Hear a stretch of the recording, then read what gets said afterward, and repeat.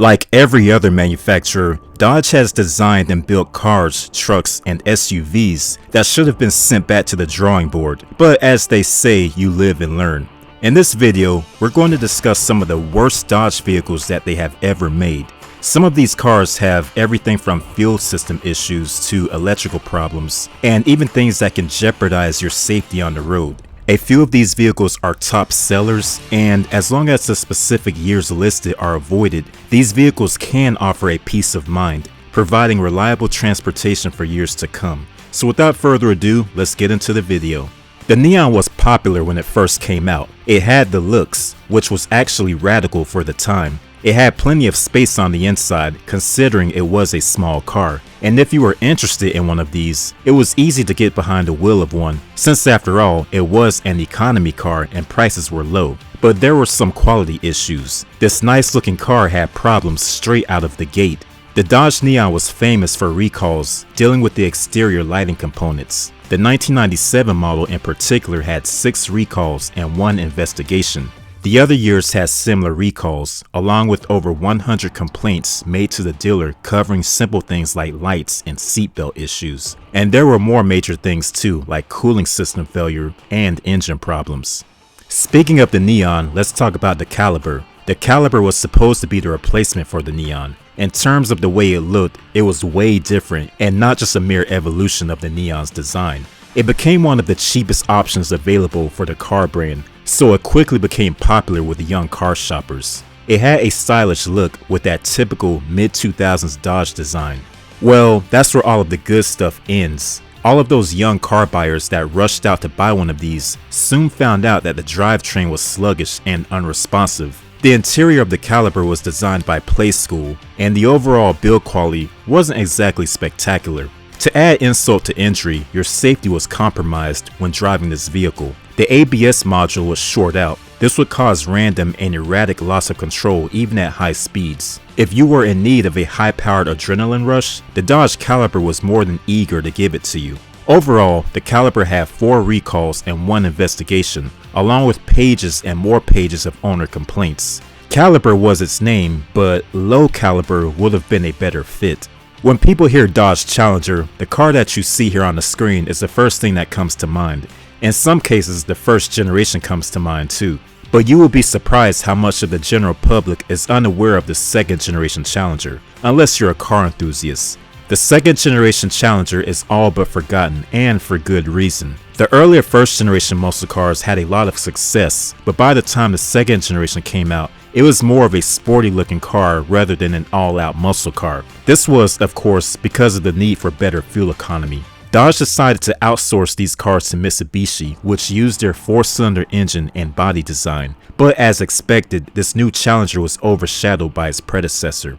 The second generation had above average abilities for a 4-cylinder, but had some issues that kept it on the list of Dodge cars to avoid. It had 2 major recalls due to fuel issues. The mechanical fuel pumps had a habit of leaking fuel, causing a huge engine fire that was big enough to make a Fiero jealous.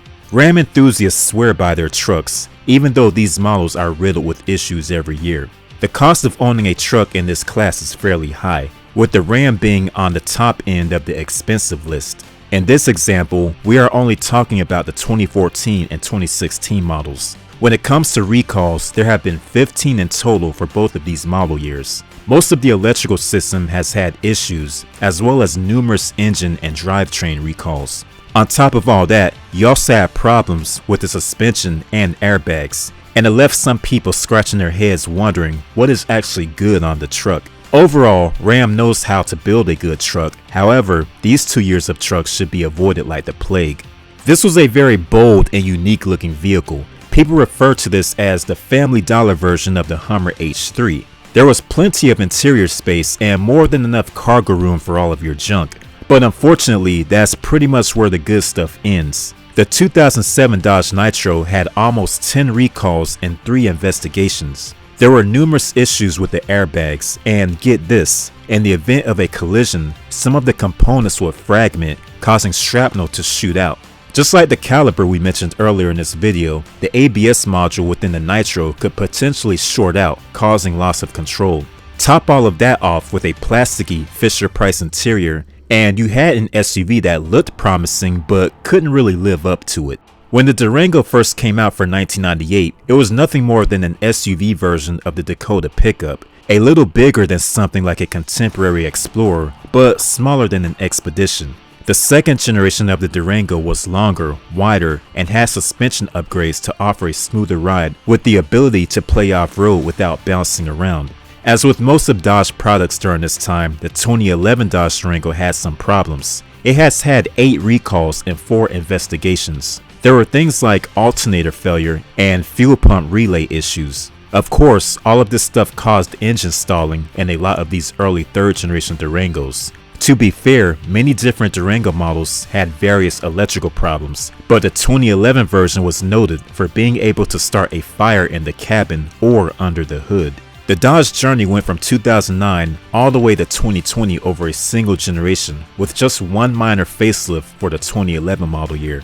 Either way though, this was a 3-row midsize SUV that was priced to sell, and it did sell in strong numbers. The Journey's base price was thousands less than any of its competitors. It became one of the best-selling SUVs of the time and accounted for almost half of the sales for Dodge. And overall, it had positive reviews. But the Journey had a dark side to it. The more that the Dodge Journey aged, the more premature problems it ended up with.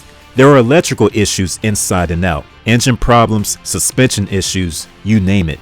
This vehicle has suffered from 8 recalls, and there was one major investigation on the 2009 model regarding possible life-threatening issues. The Daytona was a 4-cylinder, front-wheel drive car that came at a time when the oil crisis was over and muscle cars were kinda starting to come back into demand. A turbo was available and the car was quick, of course considering the era when this car was on sale.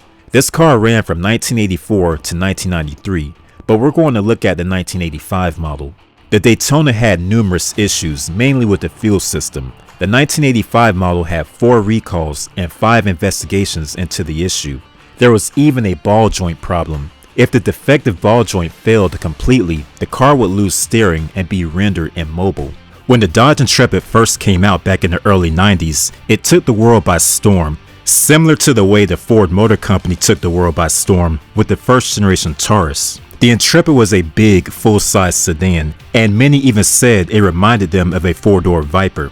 Fast forward to 1998 and the Intrepid got a redesign. However, by the year 2000, the Dodge Intrepid was known as the vehicle that possessed the most amount of issues out of any Dodge vehicle in recent history. As this fact clearly demonstrates, this vehicle can easily be deemed as unreliable depending on the engine you had under the hood.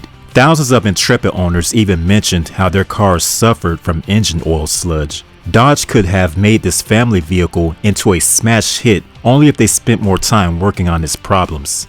However, it is apparent that they simply did not do this and made this model last on the priority list, especially since the new Charger was going to replace it by 2005.